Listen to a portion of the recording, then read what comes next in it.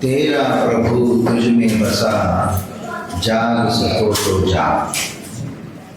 जैसे तिल में तेल है, चकमक में भी आग है, लेकिन ये आंखों के द्वारा नजर नहीं आता।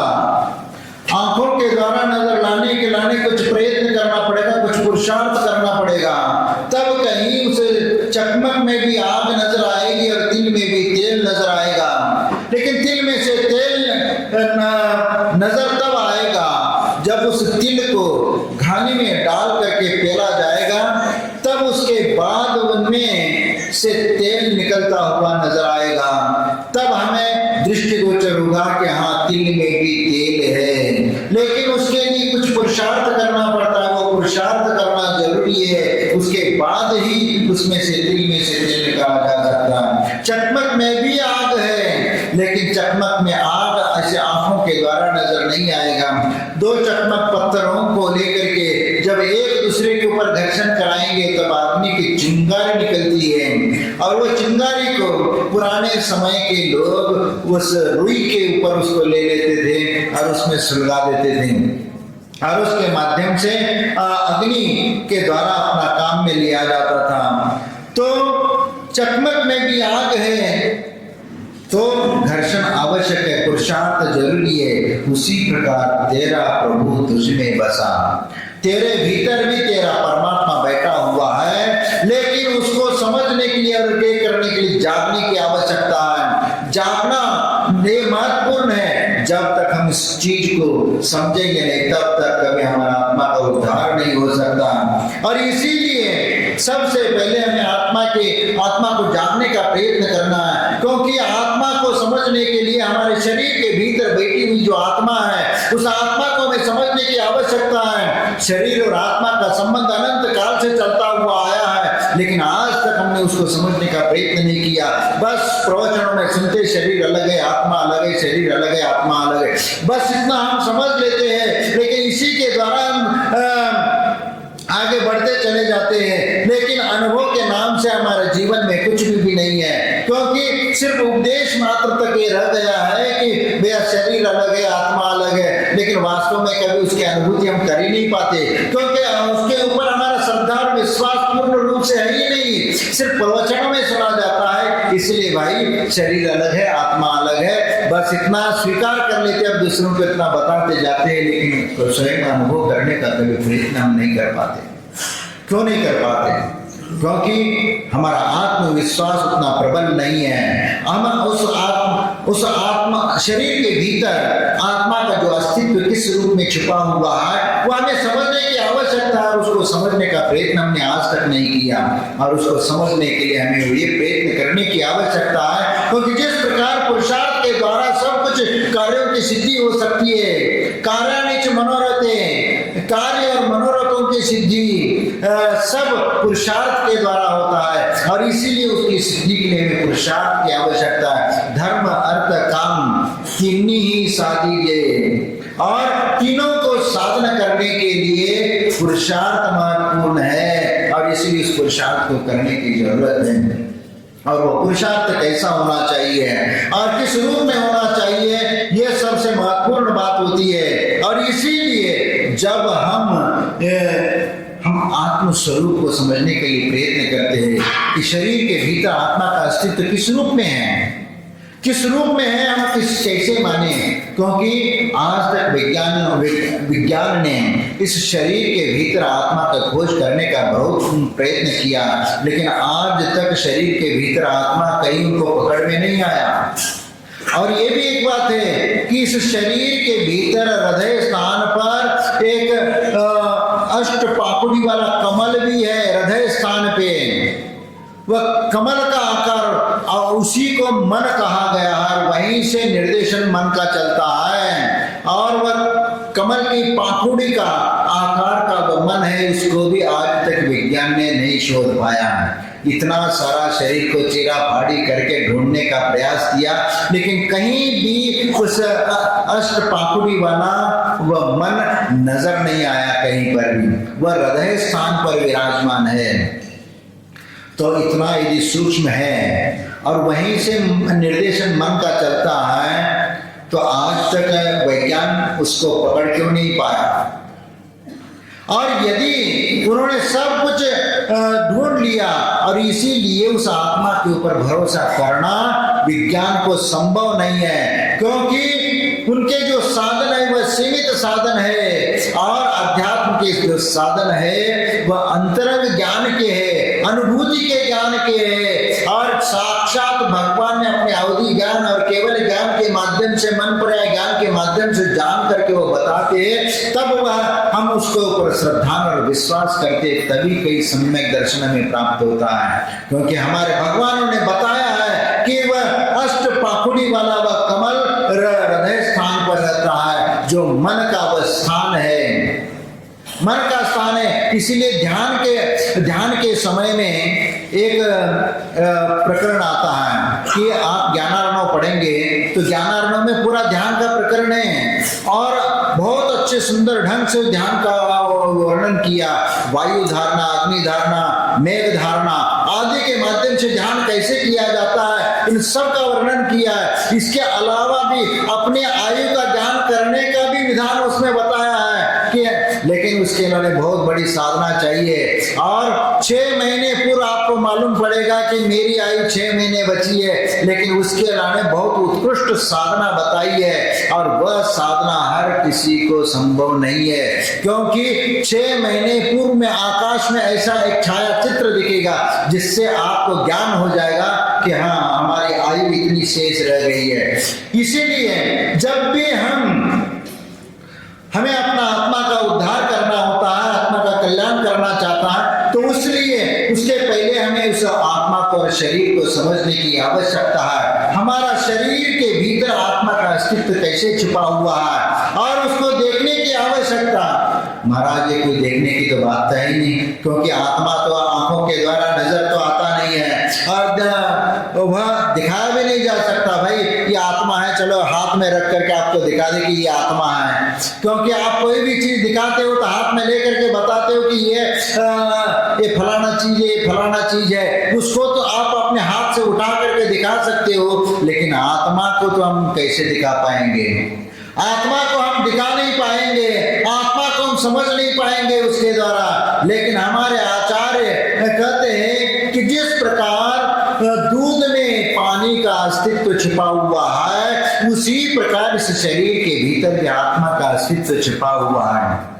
तो फिर उस दूध के भीतर पानी है, तो उस पानी को कैसे पृथक किया जाए? उसको पृथक तो ऐसा नहीं कर सकते, क्योंकि पृथक करने के लिए पुरुषार्थ की आवश्यकता है, रत्नत्रय की आवश्यकता है, और उसके बाद ही पुरुषार्थ के द्वारा ही हम उसको निकाल सकते हैं। अन्यथा हम उस आत्मा को पृथक नहीं कर सकते। विज्ञान ने भी उस आत्मा को खोजने के लिए एक उन्हें प्रयोग भी किया कि जो कुछ समय पश्चात मरने वाला जो व्यक्ति है कि उसकी जिंदगी अब कुछ सांस ही बची है, ऐसे व्यक्ति को एक कांच के पेटी में बंद कर दिया, कांच के पेटी में बंद कर दिया और उसको सील कर दिया। और फिर उसके उपरांत देखा वो व्यक्ति तो मर गया, लेकिन कहीं से भी कुछ समझ में नहीं आया कि मर गया तो इसकी आत्मा कहाँ चली गई। अब संयोग से उसका परीक्षण करते समय थोड़ा सा हाथ का ऐसा धक्का लग गया कि वो कांच चटक गया। तो चटक गया तो वह वैज्ञानिक समझने लगा, अरे ये कांच फोड़ करके ये आत्मा निकल गई।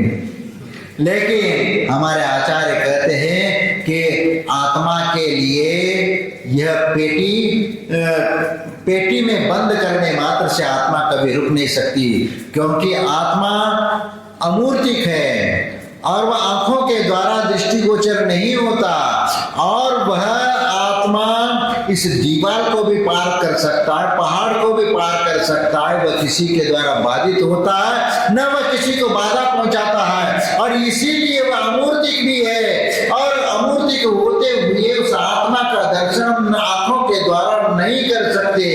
इसीलिए वह कांच की पेटी में रखो या किसमें भी रखो, लेकिन उसको पार करके वह आत्मा चला जाएगा, लेकिन आत्मा को उस कांच को फोड़ने की कोई जरूरत नहीं है, क्योंकि कांच फूट गया तभी जाएगा, ऐसा कोई विधान नहीं है। क्योंकि जब आत्मा यहां से मरण को प्राप्त करता है तो शरीर में से जैसे निकलता है वैसे 3 मोड़ा लेकर के वह चौथे समय में वह कोई ना कोई शरीर को धारण कर लेता है, तब तक वह अनाहरक माना जाता है। और इसीलिए यहाँ पर उस आत्मा को समझने के लिए एक उदाहरण के द्वारा ही आपको बताया जा सकता है कि आत्मा, अभी आत्मा जैसे जल और पानी का संबंध है। अब पानी जब समाप्त होने लगेगा तो वह दूध नहीं रहेगा, क्योंकि जब अग्नि के ऊपर रख करके जब उसको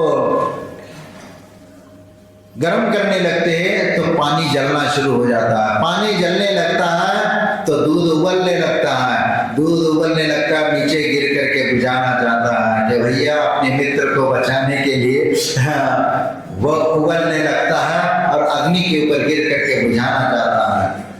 और लेकिन थोड़ा सा पानी का एक बूंद ऊपर से छोड़ दीजिए तो तुरंत वह दूध शांत हो जाता है, क्योंकि मित्र उसको नहीं। क्योंकि उदाहरण के रूप में ऐसा भी उदाहरण दे करके समझाने का प्रयत्न किया जाता है कि दूध और पानी विजाती हो करके भी वह अपने में मिला सकता है, लेकिन हम मनुष्य सजाती हो करके भी हम एक दूसरे के साथ मिल नहीं सकते। यह उदाहरण दिया जाता है, लेकिन यहाँ पर हम आत्मा की बात कर रहे हैं, इसलिए आत्मा को समझने की बात है कि शरीर के भीतर आत्मा का अस्तित्व कैसे छुपा हुआ है। क्योंकि जब दूध के भीतर और भी कुछ छिपा हुआ है। क्या छिपा हुआ है? दूध के भीतर घी छुपा हुआ है, लेकिन वह घी नजर नहीं आता। लेकिन उस दूध में से घी निकालने के लिए हमें पुरुषार्थ करना पड़ेगा, और वह पुरुषार्थ क्या करना पड़ेगा? एक तो दूध को गर्म करके फिर थोड़ा ठंडा करके फिर उसमें विरजन डालना पड़ेगा, और जब वह दही जमेगा फिर दही जमने के उपरांत थोड़ा सा हल्का सा पानी डाल करके फिर मथानी से मथना पड़ेगा, और मथानी से मथोगे तब उसमें से नवनीत निकलेगा, और नवनीत को फिर अग्नि के ऊपर तपाएंगे तो अठपहरी घी आपको प्राप्त हो जाएगी। उसके पहले और एक बार वह घी को प्राप्त होने के उपरांत वह पुनः लौट करके दूध के पर्याय में नहीं आ सकता। इसी प्रकार हमारे भीतर, शरीर के भीतर जब तक आत्मा विद्यमान है और उस आत्मा को इस शरीर से पृथक करने के लिए रत्नत्रय की आराधना से आराधना करते हुए उस रत्नत्रय की मथाने से मथना पड़ता है, तब कहीं उसमें से शुद्धोपयोग रूपी नवनीत निकलता है, और शुद्धोपयोग रूपी नवनीत को तप रूपी अग्नि में तपाना पड़ता है, और तप रूपी अग्नि में तपाने के उपरांत उसमें शुद्धोपयोग का फल यानी परम आत्मा, उस शरीर से आत्मा परम शुद्ध हो जाता है और केवल ज्ञान को प्राप्त कर लेता है। और वह शरीर जब केवल ज्ञान को प्राप्त करता है तब शुद्धोपयोग के फल के रूप में प्राप्त होता है। 12वें गुणस्थान तक तो शुद्धोपयोग है, लेकिन 13वें और 14वें गुणस्थान में उस शुद्धोपयोग का फल बताया गया है। और इसीलिए जब वह आत्मा केवल ज्ञान को प्राप्त कर लेता है तो वह शरीर उनका परम औदारिक शरीर बनता है।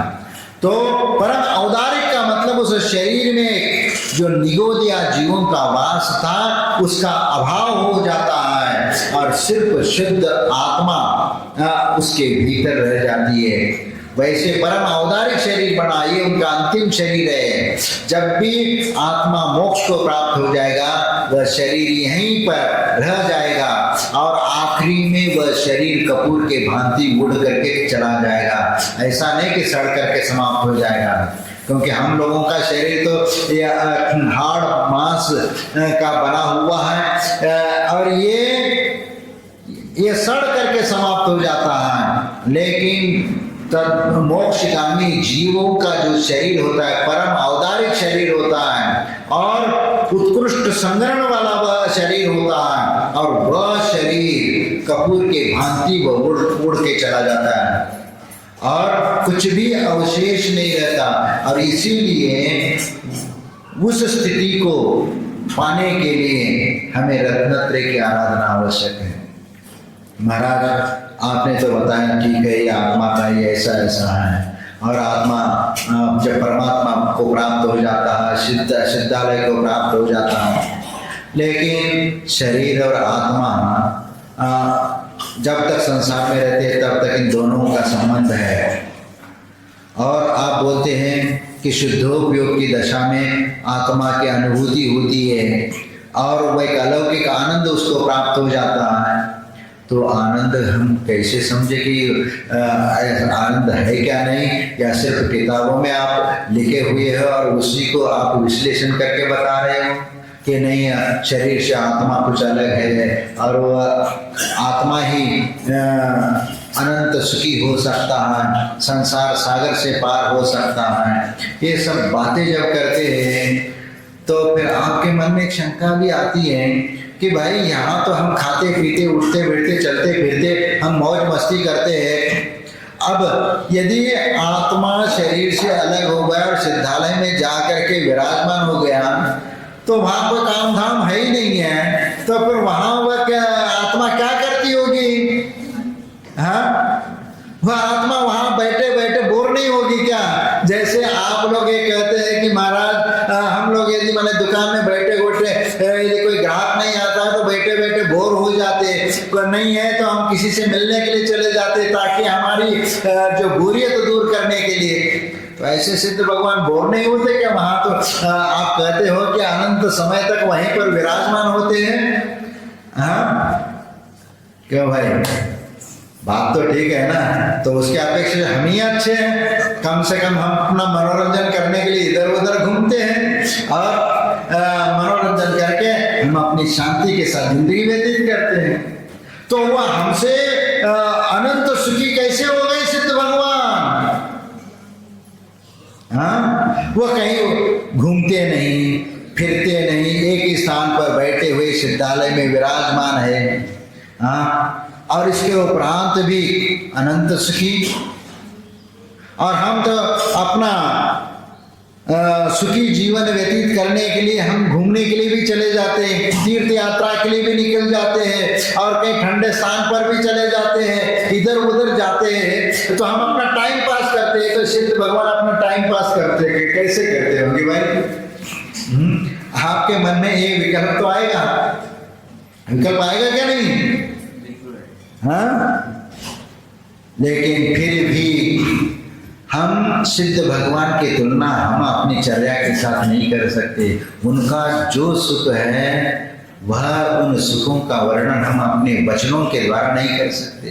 इंद्र भी उनकी अपने वचनों के द्वारा कथन नहीं कर सकता। गणधर परमेश भी उस सुख का वर्णन अपने वचनों के द्वारा नहीं कर सकते।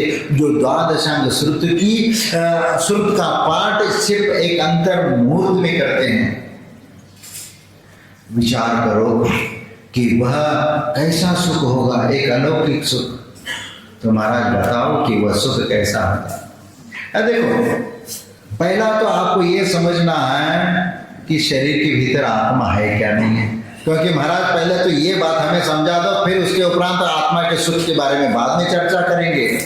क्योंकि अभी तक हमें समझ में आया ही नहीं कि शरीर के भीतर आत्मा कैसा रहता है। तो मैं शरीर के भीतर आत्मा का दूध पानी का उदाहरण तो दे दिया, या दूध घी का उदाहरण दे दिया, उससे भी आपको संतुष्टि नहीं होती।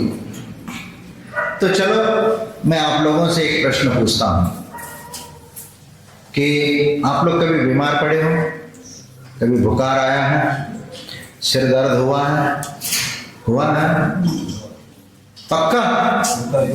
हाँ, तो बताओ कि जब आपको बुखार चढ़ जाता है, टेम्परेचर 103, 104 होता है, उस समय आपको क्या अनुभूति होती है, क्या होता है, बता पाएंगे? क्या होता है? शरीर गर्म हो जाता है। शरीर गर्म होता है। तो बुखार है, आप बोलते हो कि शरीर गर्म है, तो गर्म का कैसे हम उसको माने कि इसमें गर्म है या बुखार चढ़ा है, हम कैसे समझे? हाँ, आत्मा थर्मामीटर से। अरे बहुत अच्छा, थर्मामीटर से हम जानेंगे कि शरीर में बुखार है। अब थर्मामीटर लगा करके दिखाते हो, ध्यान रखो, थर्मामीटर ये कोई बुखार का एक पैमाना मात्र है, एक मात्र मापदंड है, लेकिन वह तुम्हारे बुखार को वह ये नहीं कर रहा है, तो उसके माध्यम से शरीर का टेम्परेचर बता रहा है। लेकिन बुखार चढ़ा है, बुखार के द्वारा जो तुम्हारी संवेदना हो रही है, उस संवेदना थर्मामीटर कैप्चर नहीं करता। वो जो पीड़ा आपको हो रही है, आप बोलते हैं कि हमें पूरा शरीर दर्द कर रहा है, सिर में भी दर्द हो रहा है। दर्द हो रहा है तो बता सकते हो कि कहाँ दर्द हो रहा है? सिर में दर्द हो रहा है ना, बताओ सिर में दर्द कहाँ हो रहा है? महाराज, सिर में दर्द हो रहा है, या अवतार ही हमारा बता रहा है कि इतना मैं परेशान हूँ, चेहरा उतर चुका है, ये बाह्य रूप से। मैं कैसे मानूं कि तुम्हारे सिर में दर्द हो रहा है? दिखा दो पाप, दर्द हो रहा है दिखा दो, नहीं तो बुखार है तो दिखा दो। कहाँ है? थर्मामीटर के द्वारा वो बुखार नहीं दिखाया जाता, वो टेम्परेचर दिखाया जाता है। जब आप, आज का वैज्ञानिक भी कहता है कि आत्मा दिखाओ, तो मैं तो पहला उनसे प्रश्न पूछूंगा कि पहला आप ये बताओ, बुखार चढ़ता है तो बुखार पहला दिखाओ, या सिर दर्द हो रहा है तो सिर दर्द को दिखा दे, फिर हम भी अपनी आत्मा को बता दें। नहीं, वो तो कहेगा वो बुखार आता है तो सिर को हम ही अनुभव कर सकते हैं, हम बता नहीं सकते। सिर दर्द हो रहा है तो उसका दर्द हमें ही महसूस होता है, आपको थोड़ी होगा। तो भाई वही तो मैं बता रहा हूं कि शरीर के भीतर आत्मा की जो संवेदना है वो हमें ही हो सकती, तुम्हें नहीं हो सकती। क्योंकि जब आत्मा का अंतरंग सुख जो प्राप्त होता है, इस शुद्धोपयोग की दशा में एक जो अंतरंग अनुभूति होती है, वह एक अलौकिक सुखानुभूति होती है। और उस सुखानुभूति के द्वारा हम आपको बताया नहीं सकते, हम आपको बांट नहीं सकते, क्योंकि अनुभव उसका हम स्वयं ही कर सकते हैं। इसीलिए वह आत्मा का सुख जो है हमारे भीतर है, आत्मा में ही है। और इसलिए उस आत्मा के सुख को प्राप्त करने के लिए ही हम ये साधना और तप करते हैं, और इसी के द्वारा हम उस आत्म सुख को प्राप्त कर सकते हैं। महाराज, आप तो बता रहे हैं कि आत्मा का सुख, आत्मा का सुख, लेकिन आत्मा का सुख होता कैसा है? हाँ, होता कैसा है? तो भाई मैं आप लोगों से पूछना चाहता हूँ, आप लोगों ने कभी गुड़ खाई? हाँ, या गुड़ का स्वाद कैसा है बताओ फिर। मीठा? अरे कैसा मीठा? किस प्रकार का मीठा? हाँ, कैसा मीठा है बता सकते हो? जीभ के स्वाद। जीभ के स्वाद तो मीठा, तो शक्कर भी मीठा है, गुड़ भी मीठा है, और भी चीजें मीठे, फल भी मीठे होते हैं। तो मीठा कैसा मीठा? महाराज आप स्वयं खा ले और चख करके देख ले कि कैसा मीठा होता है, तब हमें बताने की जरूरत नहीं पड़ेगी कि हम यदि आप गुड़ खाएंगे तो गुड़ का स्वाद अपने आप आपको आएगा, कि हमें बताना ही नहीं पड़ेगा कि गुड़ कितना मीठा और कैसा है।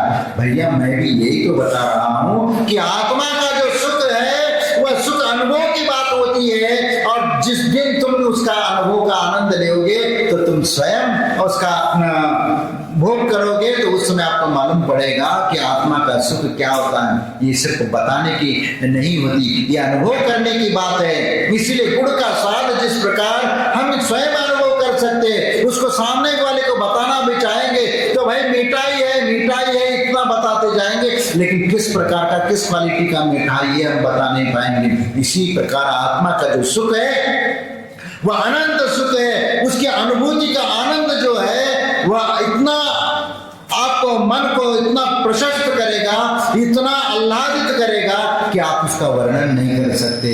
इसलिए वह अनुभूति को प्राप्त जिस दिन भी करोगे, ये संसार तुम्हारे लिए आसार महसूस होने लगेगा। संसार में कोई भी सार नजर नहीं आएगा। इसीलिए एक बार यदि शुद्धोपयोग को यदि कोई प्राप्त कर लेता है तो दोबारा वह व्यक्ति उससे उठना नहीं चाहता। कई बार ऐसा होता है कि ध्यान में बैठ जाते हैं, तो ध्यान में बैठने के उपरांत कई बार जब विशुद्ध लब्धि स्थान जब बढ़ जाता है और परिणामों में निर्मलता आती है, तो कई बार साधना करते करते ऐसा लगने लगता है कि हम आकाश में उड़ रहे हैं। अनुभूति होती है क्या? किसी को हुई क्या? नहीं।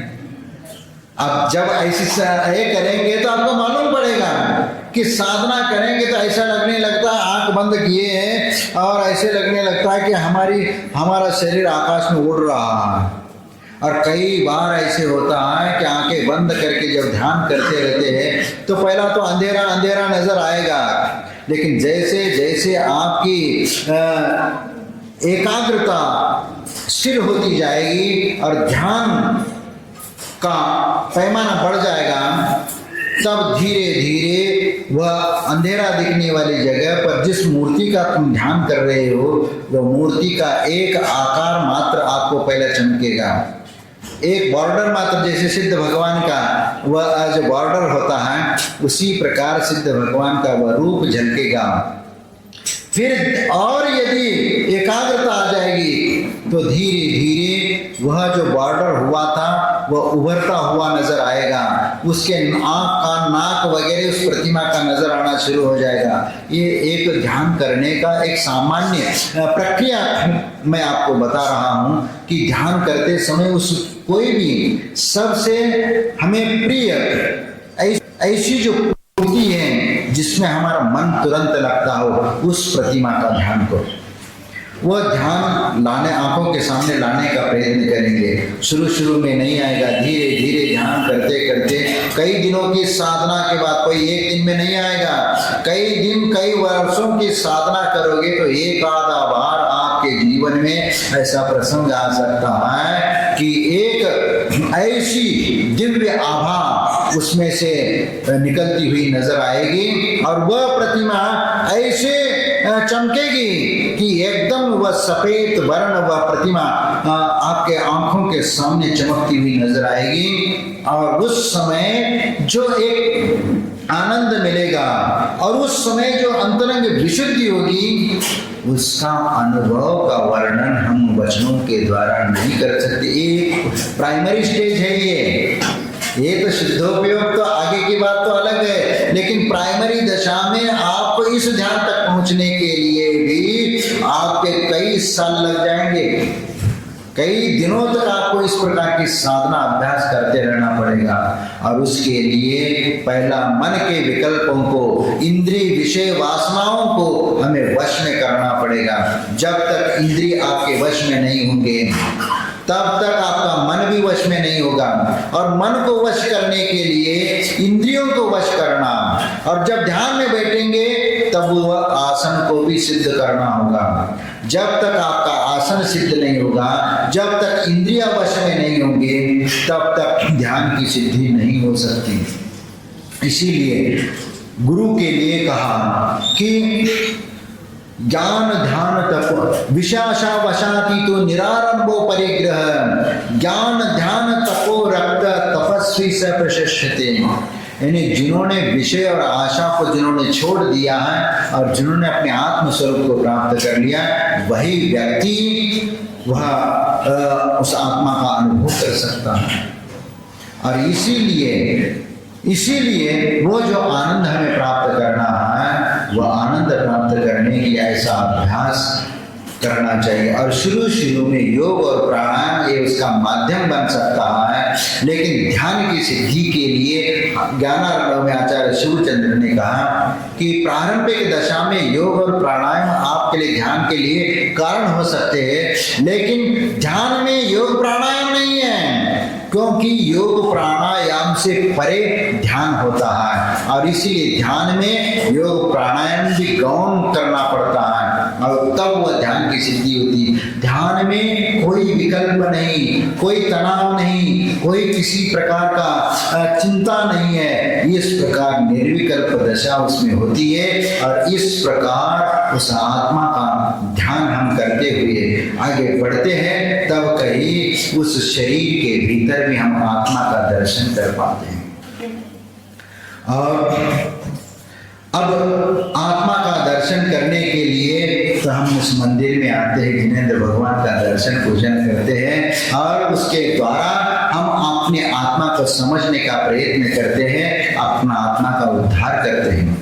और इसीलिए तो जहाँ जहाँ पर तीर्थंकरों के या भगवंतों के निर्माण भूमि है, अतिशय क्षेत्र है आदि, उन स्थानों पर जा करके हम अपनी कर्मों का निर्जरा करने का प्रयत्न करते हैं और इसीलिए उन तीर्थ स्थानों को भी हम उद्धार करते हैं। उस स्थान पर जा करके उसके उद्धार के लिए हम अपना योगदान करते हैं, ताकि जिन शासन की महिमा आने वाले समय में आने वाली पीढ़ी को भी वो प्राप्त हो। अब एक बात आती है कि पंडित जी ने बेरोज के बारे में थोड़ा सा बताने के लिए कहा कि मैं यही बताना चाहता हूं कि बेरोज ये अलवर से एक 25 किलोमीटर दूर, ततारपुर से 3 किलोमीटर भीतर वह पुराना गांव है, पहाड़ों से घिरा हुआ वह गांव है और एक ही तरफ से उसका एंट्री है और वो भी उत्तर दिशा की ओर वो उसका एंट्री स्थान है। और वहाँ पर 700-800 वर्ष पुराना वो मंदिर नजर आते हैं, लेकिन उन मंदिरों में आज कोई प्रतिमा नहीं है, क्योंकि ये कितने समय पहले, क्योंकि 900 घर की जैन समाज थी और मुगलों के समय एक ही रात में पलायन करके चले गए।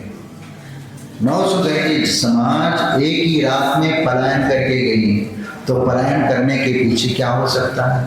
क्योंकि उनके द्वारा जो प्रताड़ित किया जाना और हमारी माँ बहनों के प्रति जो असभ्य व्यवहार उनके द्वारा हुआ और उनकी रक्षा करने के लिए हम एक ही रात में पलायन करके वहाँ से छोड़ के आए। लेकिन मंदिर और प्रतिमा का क्या? मंदिर तो उठा करके नहीं ले जा सकते और जो छोटे मोटे जो भी और प्रतिमा थे जो इसको ले सकते हैं उनको गाड़ी में रख करके ले गए। जिनको नहीं ले पाए, हो सकता है कहीं भी उस क्षेत्र में कहीं पर भी जमीन के भीतर गाड़ करके रखा।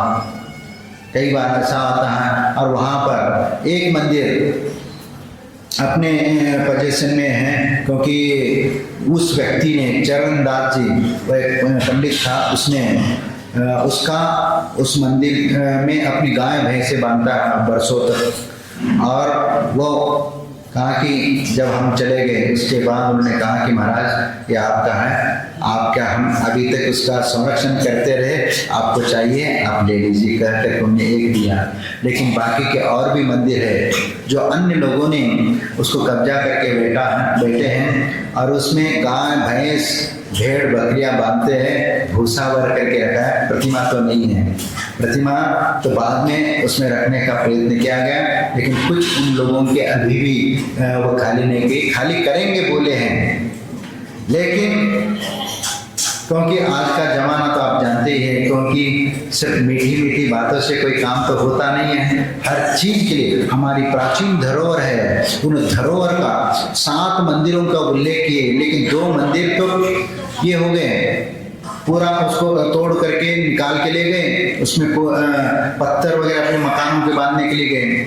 और एक वहाँ पर पहाड़ के पिछले हिस्से में एक चबूतरा था।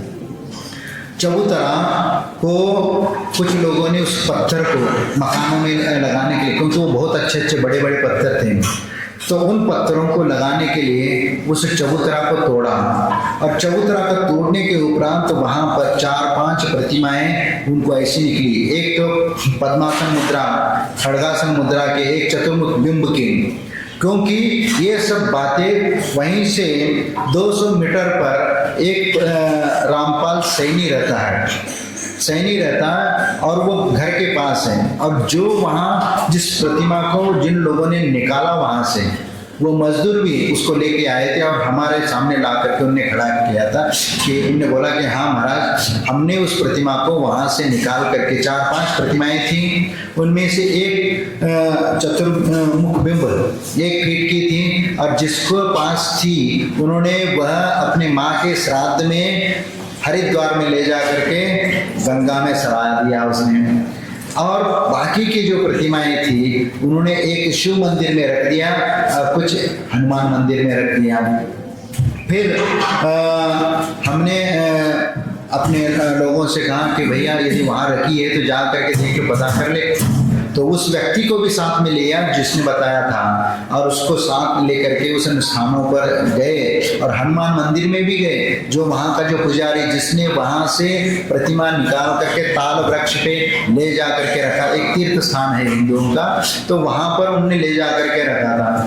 तो उस पुजारी को भी ले गए साथ में और वह ताल वृक्ष पे भी जा करके देख के आ गए, लेकिन वो प्रतिमा वहाँ पर नहीं मिली। लेकिन इतना निश्चित है कि जब वो पुजारी कहता है कि महाराज ये आपके मंदिर मूर्तियाँ थी और हमने उठा करके हमने ताल वृक्ष पे रखे हैं, वह एक शिव जी के मंदिर में भी रखे हुए थे लेकिन उसका कोई पता नहीं पड़ा।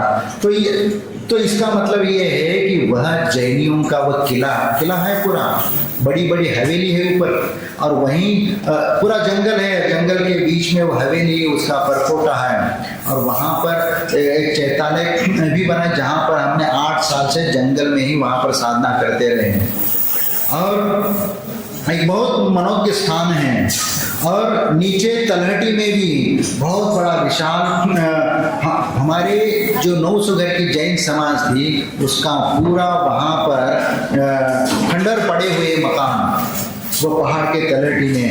और उसके लिए उन स्थानों के लिए सरकार से निवेदन किया गया है कि इन मंदिरों के जीर्णोद्धार के लिए परमिशन प्राप्त हो जाए, और वो हो सकता है कुछ 2-3 महीने में उसका काम हो सकता है, क्योंकि मुख्यमंत्री से वगैरह बात हुई है। तो वो एक अपनी धरोहर है, इसीलिए उसका जीर्णोद्धार करना हम सभी का कर्तव्य है। और इसीलिए हमें और एक वहाँ पर एक भूत बंगला है, उसका भी एक इतिहास अलग है। वहाँ 5 लोग धन खोजने में चले गए और उनमें से सिर्फ एक व्यक्ति बचा। चारों व्यक्ति वहाँ से जो धन खोजने में निकला और एक कंकाल आकृति वाला एक डरावना रूप आया, उनने उसको मना कर दिया। लेकिन इनने समझा कि मना कर रहे इसका मतलब यहाँ पर कोई है, धन है, इसलिए वो जबरदस्ती से खोदना शुरू किया और उस आकृति से भिड़ गए। और उसका नतीजा ये हो गया कि जो व्यक्ति भिड़ा था वह नीचे आकर के 2 घंटे में मर गया। फिर इसके उपरांत दूसरा व्यक्ति 8 दिन में चला गया। फिर तीसरा व्यक्ति 15 दिन के अंतराल में ये 4 व्यक्ति निकल गए और एक व्यक्ति महीनों तक बीमार रहा। और इतना कि वह दरवाजे पर था, दरवाजे से वह देख करके वहीं से भग गया था और वह जिंदा चला गया। और उसके उपरांत उन्होंने कहीं तंत्र मंत्र से किसी तांत्रिक से जा करके इलाज करवाया तो वह ठीक हो गया था। और वह व्यक्ति हमारे पास आया था, दर्शन करने आना चाह रहा था, लेकिन मैं भूत बंगले में बैठा था, इसीलिए वो व्यक्ति वहां आने को तैयार नहीं था। आज तक वह जब से वहां लौट के गया, बीमार पड़ा था, उसके बाद से वहां लौट करके नहीं आया। क्योंकि एक बार उधर आया था तो ऊपर से पत्थर गिरने लग गए तो वह डर करके वहां से और चला गया। तो उसके बाद कभी आता नहीं था। तो फिर हमने एक बार कहा कि भाई मैं यहाँ पर बैठा, तुम चिंता मत करो, आ जाना और हमें बता भी देना कि आपके साथ क्या घटनाएं हुई थी। तो फिर एक व्यक्ति ले जा करके उसको ले आया, डरता डरता आ गया। और मैं वहाँ से उतर करके शुद्धि के लिए बाहर आ गया था और आहार चारा के लिए निकलने वाला था, तो उस समय आ गया। तो कहता है कि महाराज मैं जाऊँ वहाँ, कुछ होगा तो नहीं। हमने कहा कि चिंता मत करो, मेरा आशीर्वाद है, तुम चले जाना और वहाँ अच्छे से देख करके आ जाना। फिर वो उनने पूरी अपने साथ जो घटी हुई घटना थी उनने पूरी बताई। और ये कोई ज़्यादा पुरानी घटना नहीं है, और ये लगभग 30-40 साल पुरानी घटना है। और ये पूरे गांव वालों को मालूम है। उस भूत बंगले में कोई प्रवेश भी नहीं करता था, और उस भूत बंगले में मैं 6-7 महीने रुक करके आया। और किसी उपद्रवी ने हमारे ऊपर मूठ मारी मकर संक्रांति के दिन। मूठ जानते हो? हाँ हाँ, नहीं जानते? हाँ हाँ, आप जानते हो। तो किसी तांत्रिक के द्वारा वो मूठ फेंका गया था, और लगभग 11 से 12 बजे के बीच का वह समय था। और वह आने के पहले कि मुझे किसी ने उठा दिया, और तुरंत एक है कि कुछ आभास हुआ कि कोई ये करने के लिए कोई आ रहा है। तो तुरंत मैं अपनी साधना में बैठ गया, कि वैसे भी मैं 11-12 बजे के लगभग उठ करके साधना में बैठ ही जाता था, तो वैसे वो टाइम भी वही हो रहा था। और तुरंत मैं साधना में बैठ गया। साधना में बैठ गया, 15-20 मिनट नहीं हुए, दरवाजा पर 3 बार आ करके ऐसे जोर से आवाज आई, धक्का। क्योंकि जब साधना में बैठे तो वो पूरा एरिया, वो फिर उसके भीतर वह शक्ति नहीं आ सकती, तो वह दरवाजे पर 3 बार टकरा करके वापस चली गई। उसके बाद कुछ नहीं। तो कुछ अतिशय वहाँ उस स्थान पर होते हैं, तो इसीलिए एक अतिशय वाला स्थान है। तो इसीलिए वहाँ हमारे प्राचीन धरोहर है, उनका जीर्णोद्धार के लिए हमें आगे आना चाहिए। और जो भी आप उसके लिए योगदान करना चाहेंगे, आप उनका अकाउंट है, क्षेत्र का ट्रस्ट बना हुआ है, आप उसमें ये कर सकते हैं। तो यहाँ के अध्यक्ष साहब हैं, उनसे भी बात कर लेना, और यहाँ की समाज एक करके वहाँ पर योगदान कर सकते हैं। बाकी समय आपका हो गया। जय गुरु महाराज।